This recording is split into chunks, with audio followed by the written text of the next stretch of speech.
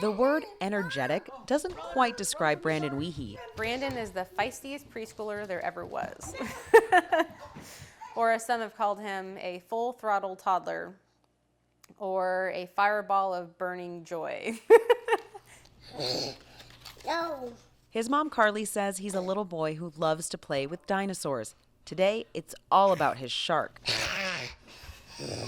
Brandon is almost 5 years old, but developmentally, he's about half that age. And he's very small compared to the other kids in his preschool. He goes to a special ed preschool because he's not talking. That's because Brandon has had a lot of challenges in his young life. While he's happy, he's not healthy. He has constant colitis, he has abscesses, he's had emergency surgeries, and he's been hospitalized. His problem started when he was just 2 weeks old. Doctors hospitalized him for a fever, and he kept getting worse.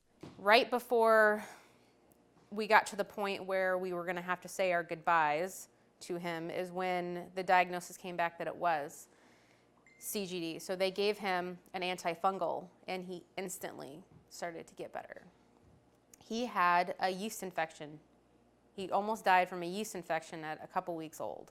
CGD is chronic granulomatous disease, an extremely rare condition that affects only 1 in about 200,000 babies. Brandon's pediatrician says, as far as he knows, there's only 4 children in Alaska with the disease. And that means that he's missing part of his immune system. He's not a bubble boy, but he is referred as a bubble boy. Bubble boy doesn't have an immune system at all. Take your medicine, please. Every day, Brandon takes a number of life-saving medications. What he's waiting for now is a bone marrow transplant. This month, the family heads to Seattle, where Brandon will stay for more than 6 months before and after treatment. While Carly's insurance pays for Brandon's medical care, it's likely she'll be paying for living expenses out of pocket. She's holding a benefit dinner to help cover the costs. We need to raise about $17,000 minimum for me to survive and pay for 6 months rent down there. Carly's friends at the Anchorage Airport Police and Fire Department want to help even more people find their match. They're hosting a bone marrow drive to get people onto the registry. It's really important to us. It really hit home because of our connection to Carly and Brandon. But it's also really important to us because the whole purpose of our job is to help people. And we get to do that a lot at work, but it's also a big part of who we are as people here at the department.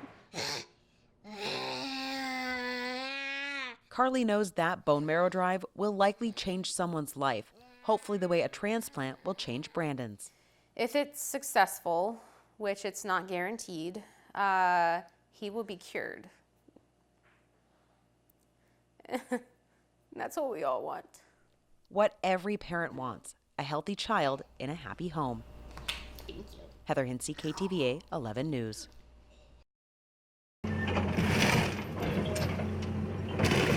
Jennifer Sweeney has a front row seat to a demolition derby of sorts. The McKinley fire torched 3 vehicles on her property that are now headed for the scrap pile.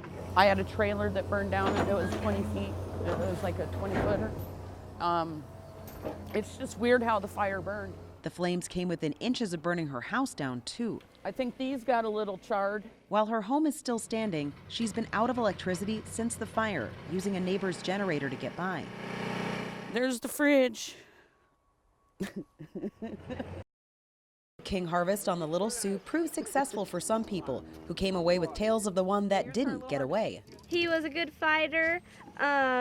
He took quite a while, bit really hard. One of the best catches of the day belonged to Daniel Warda. The Anchorage College student reeled in a 30-pounder about an hour after he started fishing. Yeah, it was quite a fight. One of the better fights I've had with a king salmon before. Daniel caught his limit of reds on the Russian the day before, then hit the Little Sioux at 6 a.m. when it opened Wednesday. It's been a while since I've caught a king because fishing hasn't been great the last few years, so I was really excited.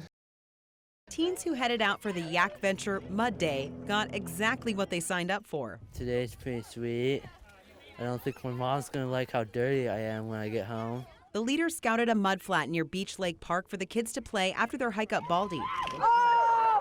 We're trying to help get them off screen, not plugged in anymore, and just interacting with their peers and their friends and neighbors. For 5 years, the Palmer nonprofit has been giving kids unique opportunities to enhance their summer vacation. I wanted to sign up for these adventures because it got me doing something that I wouldn't normally do. It got me out of my comfort zone. And who knew there was a cell block below City Hall? But from 1951 through 1983, the city of Palmer ran its own jail. For me, it's, I'm lucky enough to be able, that people share those stories with me. And so that's one of the reasons that we do the tours. It's those tales and snapshots in time people were eager to take in. Oh my gosh, when you live in an area for most of your life, to find out there's this huge park that you didn't even know existed, you have to see it.